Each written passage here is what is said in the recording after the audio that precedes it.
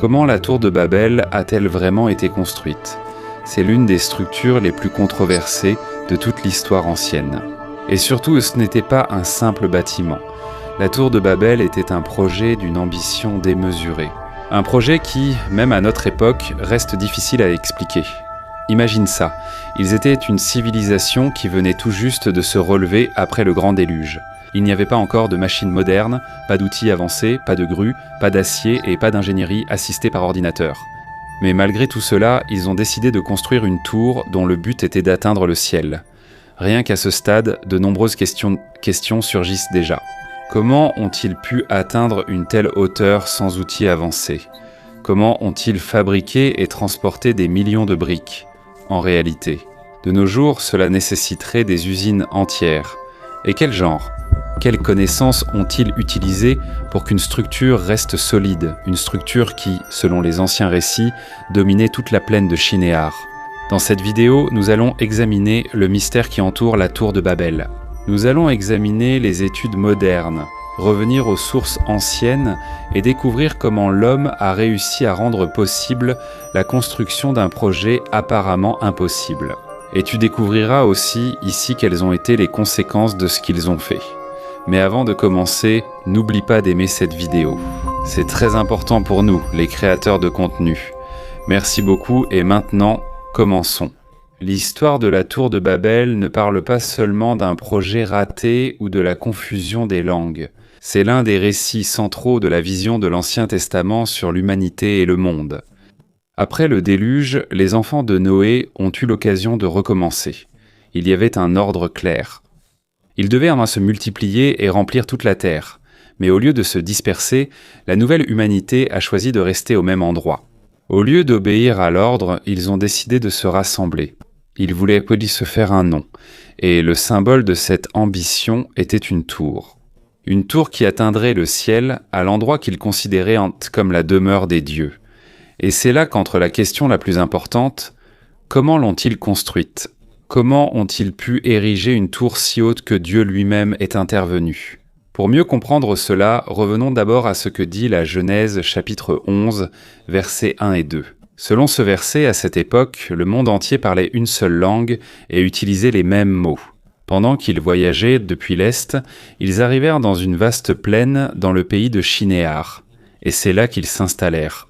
Shinéar, selon presque tous les spécialistes, fait référence à l'ancienne région de Babylone, dans le sud de la Mésopotamie. C'est la terre située entre les fleuves Tigre et Euphrate, une vaste et fertile plaine qui est devenue le centre de certaines des toutes premières civilisations du monde. Sur la base de preuves linguistiques, de découvertes archéologiques et de textes anciens, les experts s'accordent à dire que Shinéar est la région d'origine des villes telles que Babel, Babylone, Érec, Uruk, Akkad et Calné.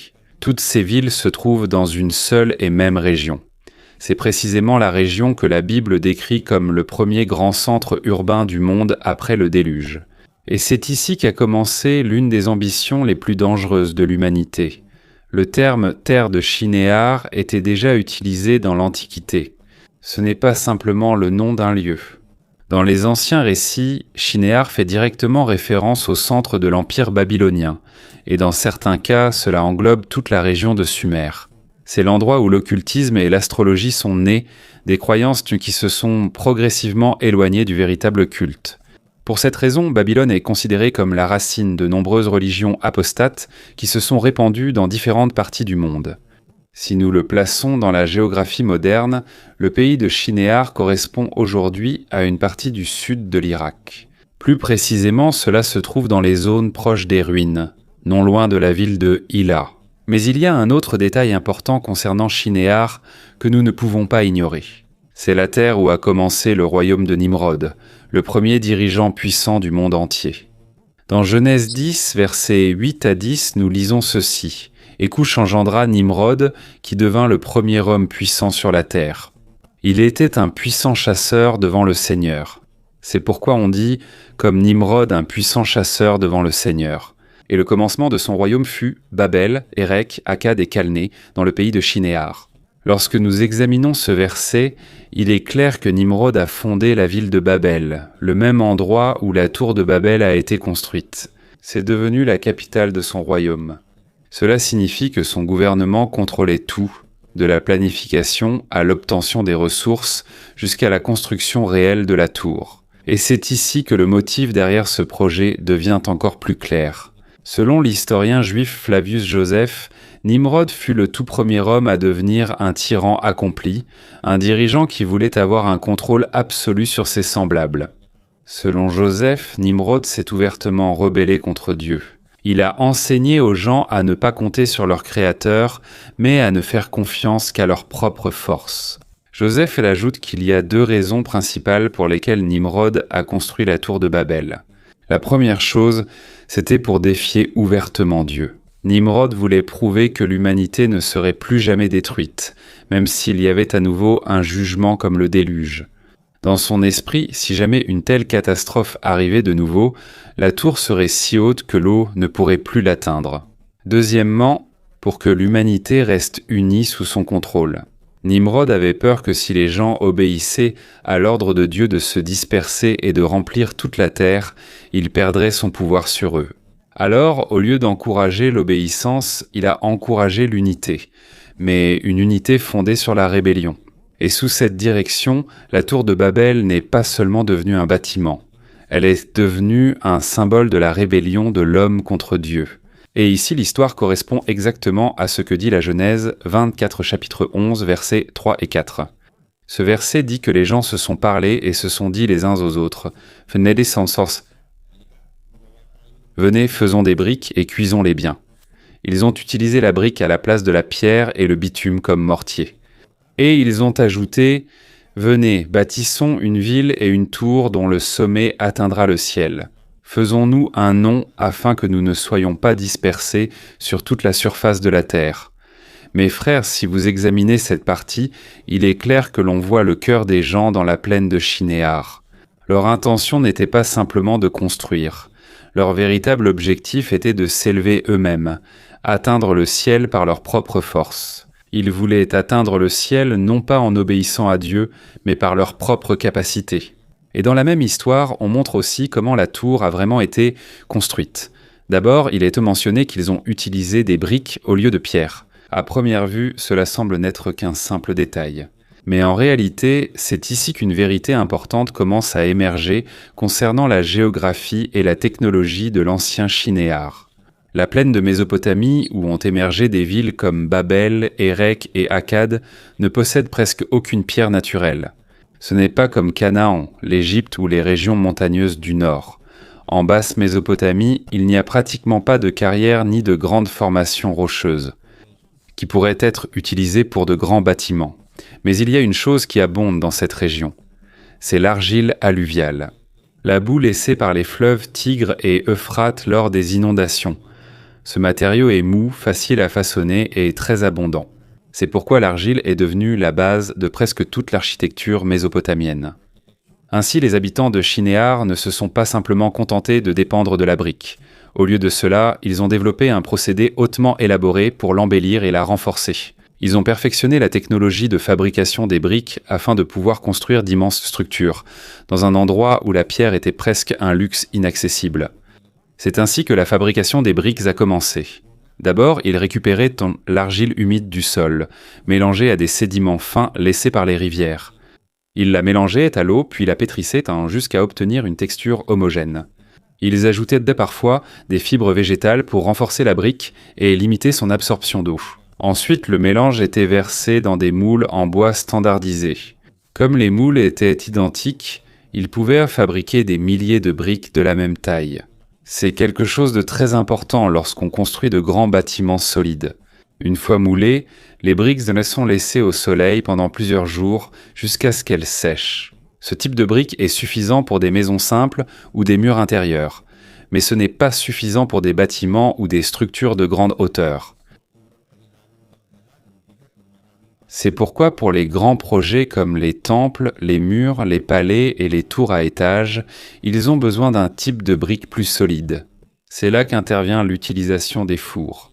Les briques sont cuites dans des fours fermés, où la température peut atteindre de 600 à 900 degrés Celsius. Les fours mésopotamiens étaient généralement ronds ou carrés. Ils étaient chauffés avec du bois de chauffage, des roseaux séchés et du charbon de bois. À l'intérieur du four, la chaleur intense modifie l'argile au niveau chimique. L'humidité est éliminée et la brique devient extrêmement dure. De cette façon, la boue autrefois molle devient un matériau solide et résistant. Elle peut supporter un poids énorme et soutenir la hauteur d'une tour censée atteindre le ciel. Le résultat de ce processus est une brique cuite au feu extrêmement solide. Elle ne se casse pas facilement sous la pluie, le vent ou le passage du temps, pendant très longtemps. Elle ne subit pas non plus l'érosion rapidement. C'est pourquoi ce type de brique est devenu idéal pour les grands projets de construction. Grâce à cette technique, les anciens habitants de Shinéar ont pu construire des bâtiments plus hauts que n'importe quelle structure connue dans le monde à cette époque. Et c'est ici qu'intervient une preuve importante de l'archéologie moderne. Un exemple clair en est la ziggourate d'Ur, qui est associée au roi Uruk. Ce bâtiment est presque entièrement construit en briques d'argile. Beaucoup de ces briques ont été passées au four et soigneusement placées sur des plateformes à différents niveaux. Superposées vers le haut, on observe la même chose dans les ruines de Babylone. Surtout dans l'endroit associé à ce qu'on appelle la Grande Ziggourate, que certains chercheurs relintent à la tradition de la tour de Babel. C'est dans cet endroit qu'on a trouvé de très nombreuses briques cuites. Certaines portent encore des sceaux royaux, des marques indiquant à quelle dynastie elles appartiennent. La quantité et l'uniformité de ces briques sont une preuve évidente d'un processus à l'échelle industrielle. Cela signifie que ce n'était pas une production individuelle. Des milliers de briques identiques étaient fabriquées simultanément pour de grands projets de construction. Et ce phénomène ne se limitait pas à Babylone. Dans d'autres villes de la région, on trouve des vestiges d'anciens fours, des dépôts d'argile, des ateliers et des briques cuites portant différentes inscriptions. Tout cela prouve que leur production était systématique et organisée. Toutes ces preuves montrent que le choix de la brique cuite n'était pas un accident et encore moins soudain. C'était la seule option pratique dans une région presque dépourvue de pierre. Et à la même époque, c'était aussi la méthode la plus efficace pour construire des structures élevées. La brique est plus légère que la pierre, elle a des dimensions uniformes, et une fois cuite, elle devient extrêmement dure et résistante. Grâce à cela, il est devenu possible de construire de grandes plateformes et des tours à degrés pouvant atteindre des hauteurs que les autres civilisations de l'époque ne pouvaient égaler. C'est pourquoi l'architecture mésopotamienne est unique. Leurs temples, leurs murs et leurs palais ne ressemblaient pas aux bâtiments d'Égypte ou de Canaan. Ils avaient leur propre style, un style construit à partir de millions de briques soigneusement cuites, arrangées avec des dimensions précises et une pose correcte. Ainsi, lorsque la Bible dit que ces gens utilisaient des briques cuites au feu au lieu de pierre, ce n'est pas simplement une déclaration symbolique. C'est une description exacte d'une réalité confirmée aujourd'hui par l'archéologie. Une civilisation experte dans la technologie de la brique cuite. Et grâce à cela, ils ont pu construire des villes monumentales dans un endroit où la pierre était presque inexistante. Un deuxième détail important est mentionné dans l'histoire, l'asphalte au lieu du mortier. À première vue, cela peut sembler insignifiant. Mais en réalité, c'est ici que l'on voit l'un des aspects les plus importants de l'ingénierie mésopotamienne. L'asphalte, également connu sous le nom de bitume, est un matériau sombre, visqueux et collant qui sort naturellement du sol dans les régions riches en hydrocarbures.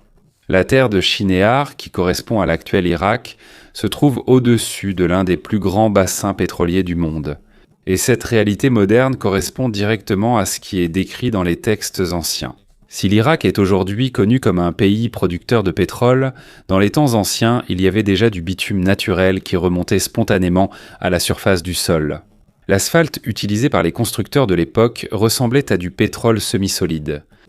On le trouvait sous forme de mares ou bien il s'échappait des fissures du sol. Les Mésopotamiens le recueillaient dans des récipients, le chauffaient-on pour le rendre plus liquide, puis l'utilisaient comme une colle extrêmement résistante.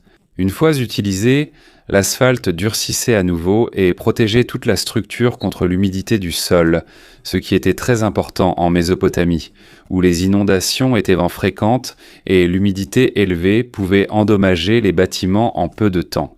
Leur procédé était technique mais simple et efficace. Une fois l'asphalte collecté, il était chauffé sur un feu ouvert jusqu'à ce qu'il devienne plus liquide. Quand il était assez malléable, on l'appliquait entre les briques comme adhésif. Et lorsqu'il refroidissait à nouveau, il reprenait une forme dure et collante qui assurait une adhérence très forte entre les briques. Ce procédé en est parfait pour les bâtiments hauts et à plusieurs niveaux.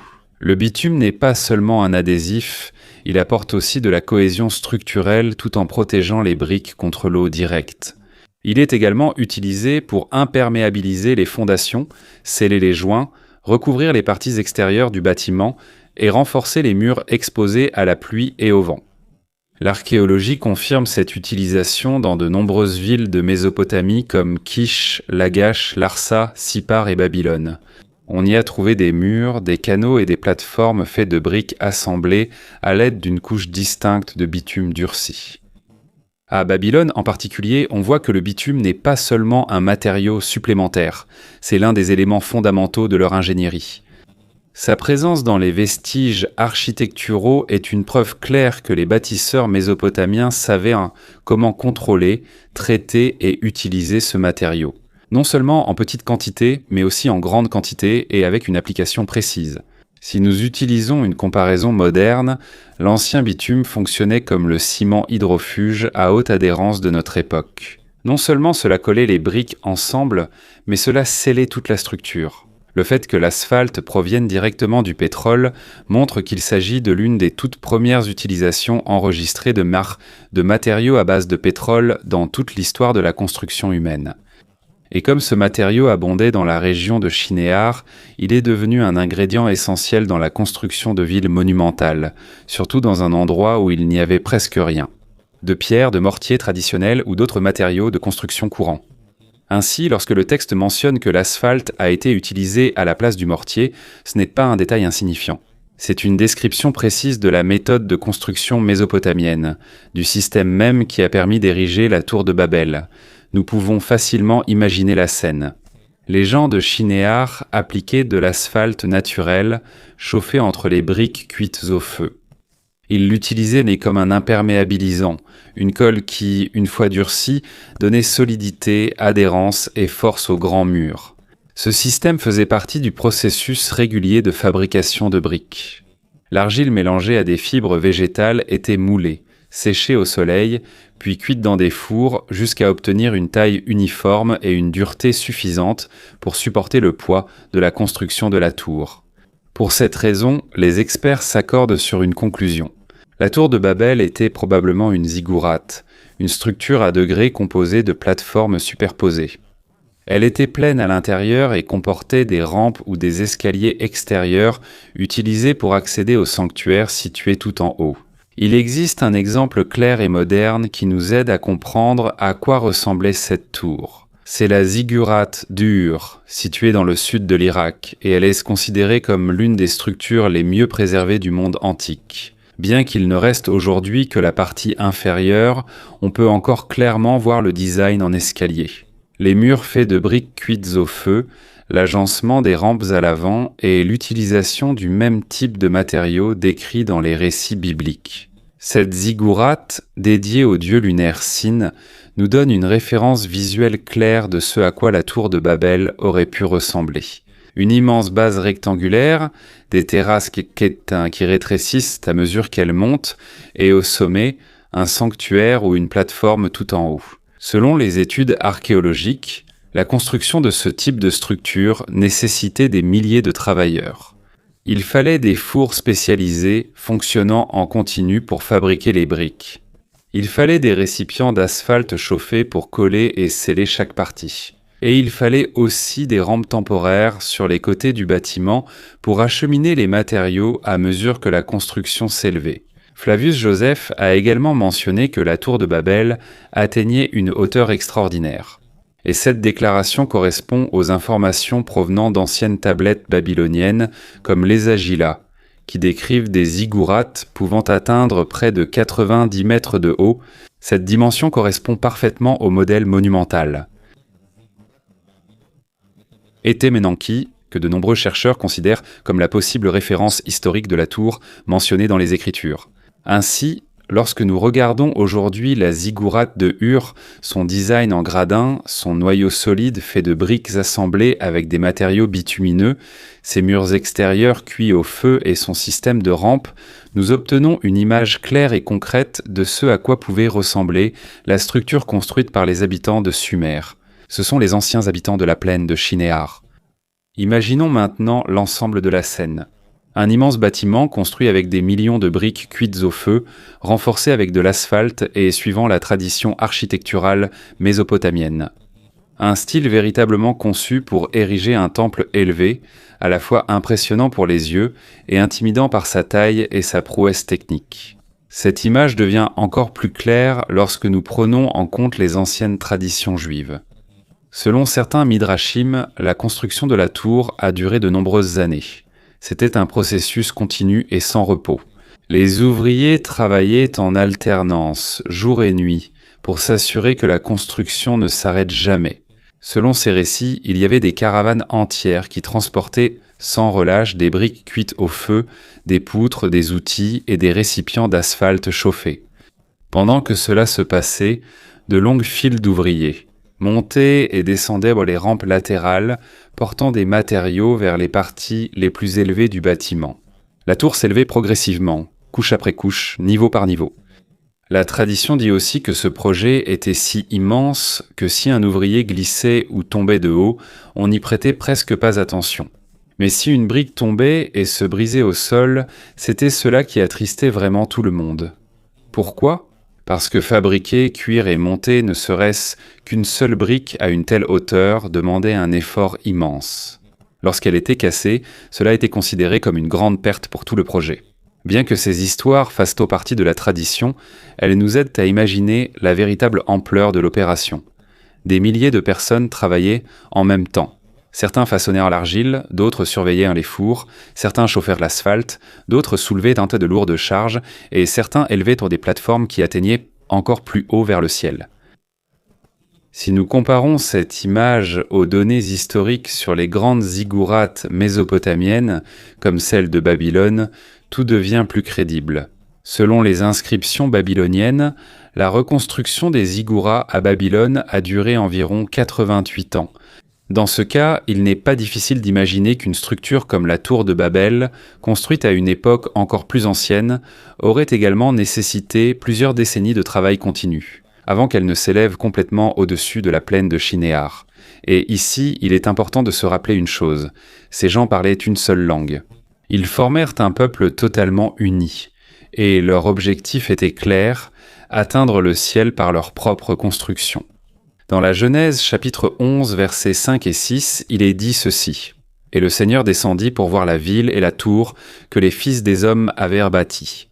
Et le Seigneur dit, « Voici le peuple est un, et ils ont tous une seule langue. Et ce n'est là que le commencement de ce qu'ils vont faire. Et maintenant, rien ne sera impossible pour eux dans tout ce qu'ils projettent de faire. » À partir de cette déclaration dans la Bible, une question importante se pose. Quelle était donc la forme de cette langue unique que les gens utilisaient à Shinéar ?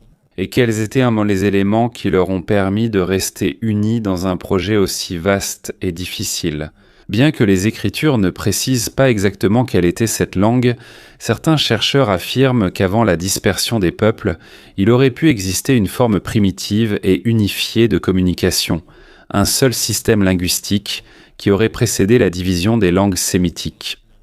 Et cette langue unique, associée à un objectif commun, est devenue le fondement de l'un des projets les plus audacieux de toute l'histoire de l'humanité. Sur la base du contexte archéologique du croissant fertile, certains linguistes affirment que cette toute première langue aurait pu posséder des caractéristiques qui sont ensuite devenues des éléments des langues comme l'akkadien ou les premières formes des langues afro-asiatiques.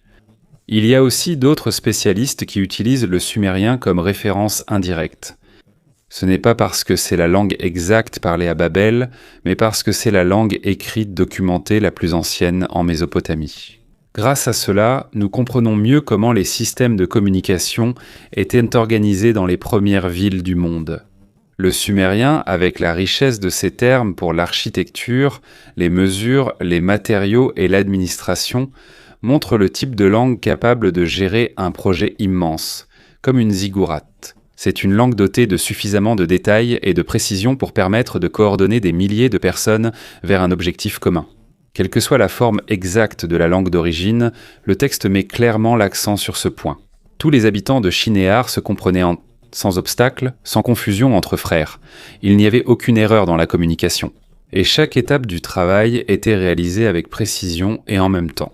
Grâce à une seule langue, il était possible d'organiser efficacement les ateliers, de surveiller les fours à briques, de diriger les caravanes de transport, de donner des tâches simultanées et de planifier soigneusement l'élévation de chaque nouvelle plateforme de la tour. Avec l'aide d'un seul système de communication, la communication est restée intacte. Ils ont agi comme un seul corps, des milliers de mains, une seule direction, un seul objectif, élevant la tour continuellement, niveau par niveau, sans relâche.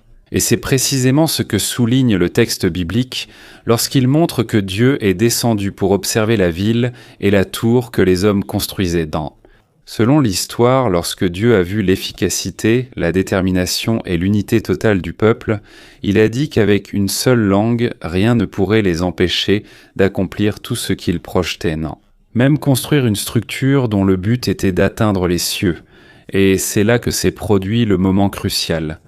Dieu n'a pas détruit la tour. Au lieu de cela, il est intervenu sur l'élément le plus important qui leur donnait de la force en tant que force collective, leur langue. Lisons la Genèse 11, 7 à 9. Allons-y, descendons et brouillons leur langue, afin qu'ils ne comprennent pas les paroles les uns des autres. C'est pourquoi le Seigneur les dispersa de là sur toute la surface de la terre, et ils cessèrent de construire la ville. C'est pourquoi on l'appela Babel, car c'est là que le Seigneur a confondu la langue de toute la terre, et de là il les a dispersés sur toute la surface du monde. Par ces mots commence le moment décisif de l'histoire. Le projet de la tour a été arrêté. Ce n'est pas à cause d'un manque de matériaux, ni à cause de la fatigue des hommes, et encore moins à cause d'un manque de compétences techniques. Cela s'est arrêté parce que la communication a été rompue, le fondement même de leur unité. Avant cet événement, les gens de Shinéar travaillaient comme une communauté totalement intégrée. Les ordres circulaient sans problème. Les contremaîtres donnaient des instructions précises. Les surveillants des fours recevaient en des détails techniques clairs. Les caravanes savaient quand partir et quoi emporter. Et les ouvriers à chaque niveau comprenaient exactement quelle couche devait être ajoutée ensuite. Tout le système reposait sur une seule langue qui synchronisait chaque mouvement. Mais lorsque Dieu a brouillé leur langue, ce mécanisme parfait s'est soudainement arrêté. Le constructeur ne comprenait plus le superviseur. Un groupe ne comprenait plus les ordres de chargement. Ceux qui montaient les rampes, ceux qui transportaient l'asphalte chauffé, ne pouvaient en plus suivre le rythme de ceux qui étaient en haut de la structure. Ils n'étaient plus synchronisés. En un instant, la tour que toute l'humanité élevait s'est arrêtée, non pas à cause de la pierre, de la brique ou de l'asphalte, mais à cause de la perte d'une langue commune. Ce qui était autrefois un travail parfaitement uni est soudainement devenu chaotique. En raison de la perte d'une communication claire, il est devenu impossible de poursuivre la construction. Un projet aussi grand que la tour dépend entièrement d'ordres précis et unifiés. Et lorsque cela a disparu, tout s'est arrêté. Immédiatement, les gens se sont séparés. Naturellement, ils ont cherché ceux qu'ils comprenaient, et à partir de là, de petits groupes se sont formés selon la langue. Ces groupes qui ne pouvaient plus travailler ou vivre ensemble comme avant ont commencé à se disperser. Selon le texte, ils ont été dispersés à travers le monde entier. Cela signifie que des communautés entières ont quitté la plaine de Shinéar et ont voyagé dans différentes directions pour chercher un nouveau lieu où s'installer. C'est ici que l'émergence de différentes langues et cultures a commencé dans le monde ancien. En échange de l'ancienne unité totale, le nom Babel est resté comme souvenir de cet événement. En akkadien, Babylone signifie « porte de Dieu ». Mais dans le récit des Hébreux, cela est associé au mot « Bal » qui signifie « confondre ». Comme rappel qu'ici, la langue unique de l'humanité a pris fin. À partir de ce moment-là, la construction de la ville et de la tour n'a plus été poursuivie. Selon certains anciens récits, la structure s'est restée inachevée pendant une longue période. Il y a eu des rois qui ont tenté de la restaurer ou de l'achever, mais aucun n'a réussi. Finalement, elle est tombée en ruine. Les murs se sont effondrés, les fondations ont été détruites et les terrasses se sont écroulées. Même les puissants empires qui sont venus après ont échoué à lui redonner son apparence d'autrefois. Et finalement, la tour est restée à jamais le souvenir d'une ambition inachevée. Mes chers frères et sœurs, l'histoire de la tour de Babel est un rappel. Tout ce que l'homme construit contre Dieu, aussi grand, aussi haut ou aussi impressionnant soit-il, ne triomphera jamais pour l'éternité. Et c'est ici que se termine notre vidéo.